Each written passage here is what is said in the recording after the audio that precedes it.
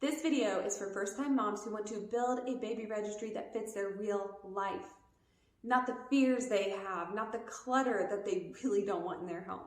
All right, we're gonna get items that we need, not junk.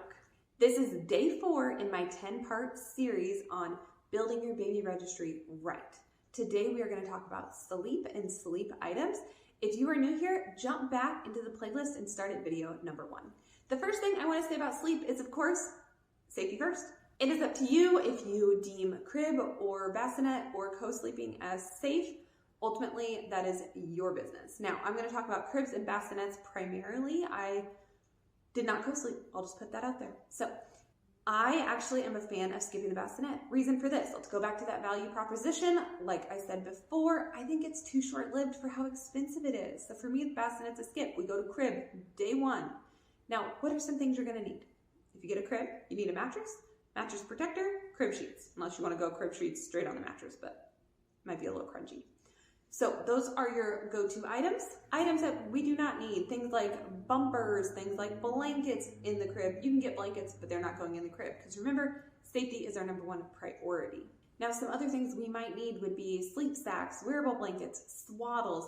It's up to you what route you're going. Swaddles can be like where they're, snug and tight, or a sleep sack where their arms are out, but it's more like a wearable blanket. Completely up to you. Now, again, on these items, I do want to say gender neutral. We'll talk more. These items can be used for a decent amount of time, but they also can be limited. So when it comes to swaddles and wearable blankets, they, like clothing, they will get outgrown. And you do not want to put an itty bitty baby in a swaddle that's too large for them for safety reasons. Okay, and then my other thing here would be like sleep items can be expensive, but again, this one goes back to safety, and they might be more expensive than you'd like them to be, but we need baby to sleep safely so we can sleep well. That's so important for new mamas with, postpartum anxiety and such. Now, a couple additional items to consider would be things like a mobile, however you say it. I think they're dumb and they can fall on baby. For me, no go.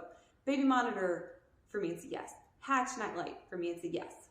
Love both of mine and 100% would get them again. And then other things like fancy bedding sets. Not a need in my opinion, okay? It's not really bringing me value. The hatch light, however, bringing me so much value. Remember, we want high value items. When it comes to sleep, think of how long they're gonna use it. Again, I always say bassinet versus crib. You can do both, or you could just skip to the crib and get a longer life out of that crib, more value. What about travel? Do you wanna get a pack and play? If you do, I recommend the most simple version possible. And then another thing people get caught up in is too many multiples. You don't need 10 crib sheets. About 3 is usually my number I go to, because we do have spit ups, we have blowouts, things like that. 2 can get a little rocky if maybe you have the flu in your house. So I like 3. 3 is a great number. Same with like swaddles and sleep sacks. You need different sizes for them, but in every size you don't need to have 10. All right, maybe their wearable blanket, they wear it 3 nights in a row and then you wash it. Or you have a couple of them, and right when they, need to go in the laundry, don't put it in the hamper. Put it straight in the wash so it'll be clean ASAP.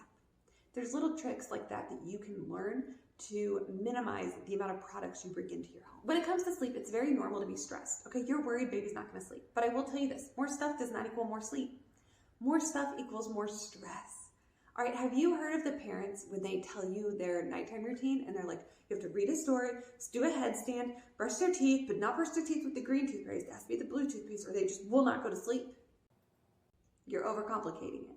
It's not gonna be the gear for the newborn. It's not putting them to bed the perfect way.